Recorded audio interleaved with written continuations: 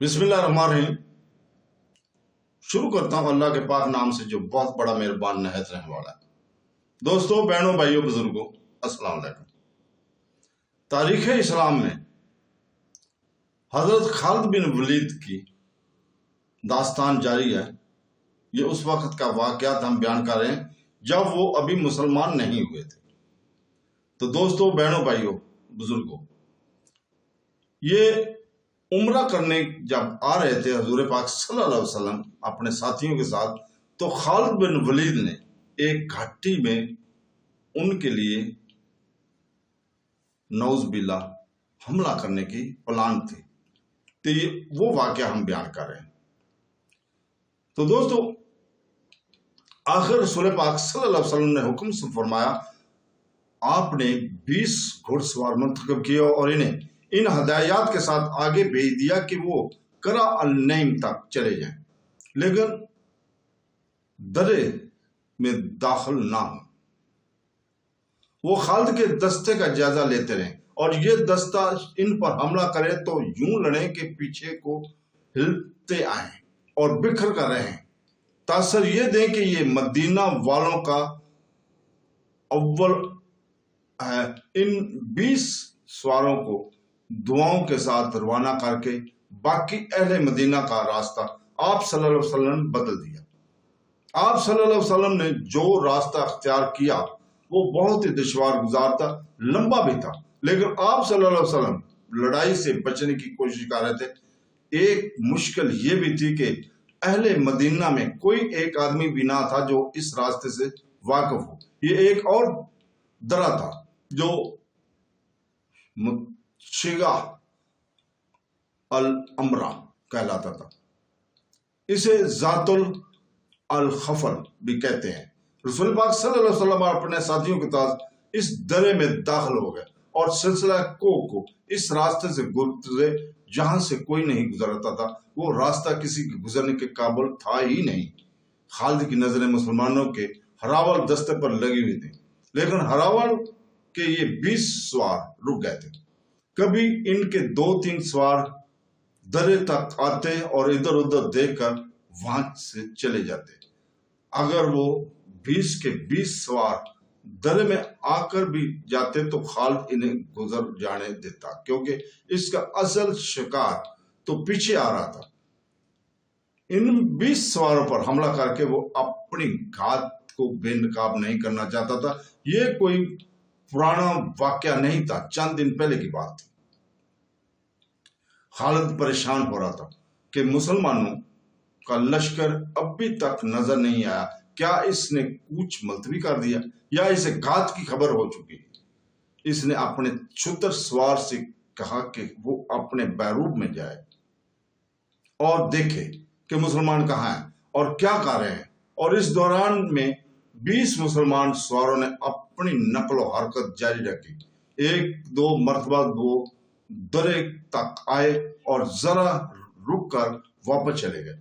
1-2 مرتبہ وہ پہاڑیوں میں کسی اور طرف سے داخل ہوئے۔ خالد چھپ چھپ کر ادھر ادھر گیا۔ وہ سوار وہاں سے بھی واپس چلے گئے۔ اس طرح انہوں نے خالد کی توجہ اپنے اوپر لگائے رکھی۔ خالد کے سوار اشارے کے انتظار میں گھات میں چھپے بیٹھے تھے۔ سورج غروب ہو چکا تھا جب خالد کا شتر سوار جاسوس واپس آیا۔ وہ وہاں نہیں ہے۔ جاسوس نے خالد کو بتایا، کیا تمہاری آنکھیں اب انسانوں کی نہیں دیکھ سکتی؟ انسانوں کو نہیں دیکھ سکتی؟ خالد نے تجزیہ لہجے میں اس سے پوچھا۔ صرف ان انسانوں کو دیکھ سکتی جو موجود ہوں، شتر سوار نے کہا۔ جو نہیں ہے وہ نہیں ہے، وہ کچھ کر گئے ہیں۔ کدھر گئے ہیں میں نہیں بتا سکتا۔ خالد اور زیادہ پریشان ہو گیا۔ صحرا کی شام گہری ہو گئی تو اس نے محسوس کیا کہ مسلمانوں کے ہراول کے سوار بھی وہاں نہیں ہیں۔ اسے ان کے کسی گھوڑے کی ہنہنانے کی آواز سنائی نہیں دے رہی تھی۔ صبح طلوع ہوئی تو خالد نے اسی درے سے نکل کر دیکھا 20 سوار غائب تھے۔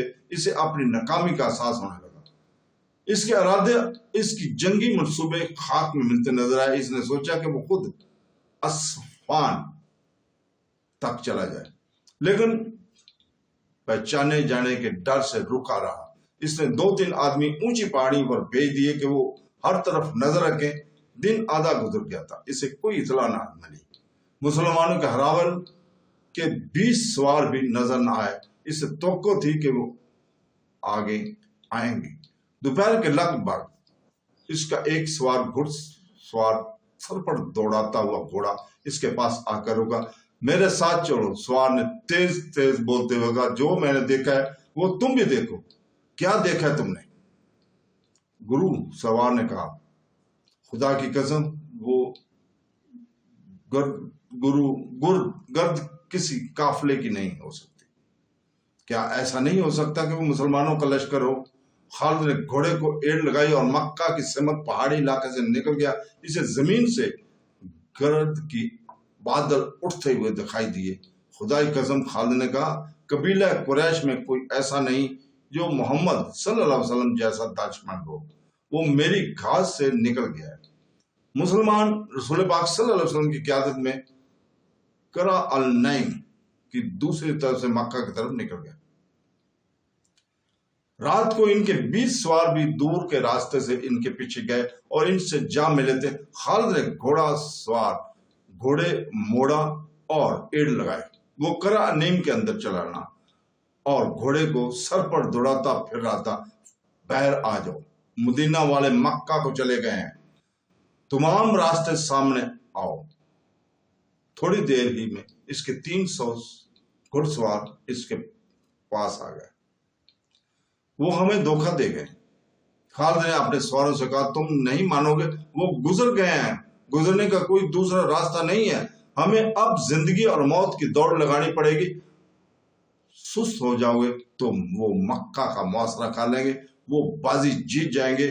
آج مدینہ کے راستہ پر جب مدینہ قریب رہ گیا تھا، خالد کو یاد آ رہا تھا کہ اسے مکہ پر مسلمانوں کے قبضے کا ڈر تو تھا، لیکن وہ رسول پاک صلی اللہ علیہ وسلم کی چال پر اشکار اٹھے تھے۔ وہ خود فن حرب اور زر اور عسکری چالوں کا ماہر اور دلدادہ تھا۔ وہ سمجھ گیا تھا کہ رسول پاک صلی اللہ علیہ وسلم اپنے ہراول کے 20 سوار دھوکہ دینے کے لیے بھیجے تھے۔ سوار نے اسے کامیابی سے دھوکہ دیا، اس کی توجہ کو گرفتار کیے رکھا اور مسلمان دوسری طرف سے نکل گئے۔ یہ جادو نہیں، خالد نے اپنے آپ سے کہا۔ اگر اپنے قبیلے کی سرداری مجھے مل جائے تو جادو کی یہ کرتبہ بھی دکھا سکتا ہوں۔ یہ صحیح تھا کہ اس کے باپ نے اسے ایسی عسکری تعلیم دی اور تربیت دی تھی کہ وہ میدان جنگ کا جادوگر کہلاتا تھا، مگر اس کے اوپر ایک سردار تھا، وہ ابو سفیان، وہ قبیلے کا سالار اعلیٰ بھی تھا۔ اس کے متحد خالد اپنی کوئی چال نہیں چل سکتا تھا۔ اپنی اس مجبوری نے اس کے دل میں ابو سفیان کی نفرت پیدا کر دی تھی۔ اسے چند دن پہلے کا یہ واقعہ یاد آ رہا تھا۔ 1400 مسلمان اس کی گھات کو دھوکہ دے کر مکہ کی طرف نکل گئے تھے۔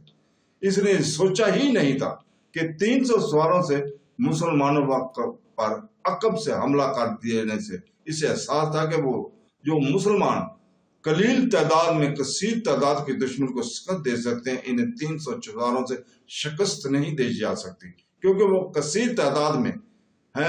اسے مکہ ہاتھ سے جاتا نظر آنے لگا تھا اور اسے یہ خفت بھی محسوس ہونے لگی تھی کہ اس کی گھات کی ناکامی پر ابو سفیان اسے تانا دے گا اور ہنسی اڑائے گا، پھر اسے قریش کی شکست اور مکہ کے سقوط کا مجرم کہا جائے گا۔ اس نے اپنے سواروں کو ایک راستہ سمجھا کر کہا کہ مسلمانوں سے پہلے مکہ پہنچنا ہے۔ یہ دور کا راستہ تھا، لیکن وہ مسلمانوں کی نظروں سے بچنے کی کوشش کر رہا تھا۔ اس کے 300 سواروں نے گھوڑوں کو اینڈے لگا بگانا شروع کیا اور راستہ لمبا ہونے کی وجہ سے 3 میل کا فاصلہ 1.5 گنا ہو گیا تھا۔ جیسے خالد رفتار سے کم کرنے کی جتن کر رہا تھا۔ عربی نسل کے داخلی گھوڑے الگ گھوڑے شام سے بہت پہلے مکہ پہنچ گئے۔ وہاں مسلمانوں کی اب بھی ہوا بھی نہیں پہنچی تھی۔ مکہ کے لوگ گھوڑوں کے شور و غل پر گھروں سے نکل آئے۔ ابو سفیان بھی باہر آ گئے۔ کیا تمہاری گھات کامیاب رہی؟ ابو سفیان نے پوچھا۔ وہ گھات میں آئے ہی نہیں، خالد نے घोड़े से कूद कर दौड़ते हुए कहा, क्या तुम मक्का के अंदर इर्द गिर्द ऐसी खंदक खोद सकते हो जैसी मोहम्मद सल्लल्लाहु अलैहि वसल्लम के देंजा के इर्द गिर्द खुदाई थी? वो कहाँ है? अबू सुफियान ने घबराई हुई आवाज में पूछा, क्या ये बेहतर नहीं होगा कि मुझे इनके कुछ खबर हो? जितनी देर में तुम खबर सुनने और सोचने में वाकई इतनी देर वो मक्का को मासरा में ले लेंगे। खालिद ने कहा, हब्बल और अज़ा की अजमत की कसम, और पहाड़ों और चट्टानों को रोन आ रहे हैं कि वो करा अनीम में से किसी और रास्ते से गुजरे, तो वो इंसान नहीं, कोई प्यादा वहां से इतनी तेजी से नहीं गुजर सकता जितनी तेजी से वो गुजर आए हैं। तो दोस्तों, इसके साथ ही आज हम इजाजत चाहते हैं कल तक के लिए। कल इंशाअल्लाह ताला हम यहीं से शुरू करेंगे। अल्लाह हाफ़िज़।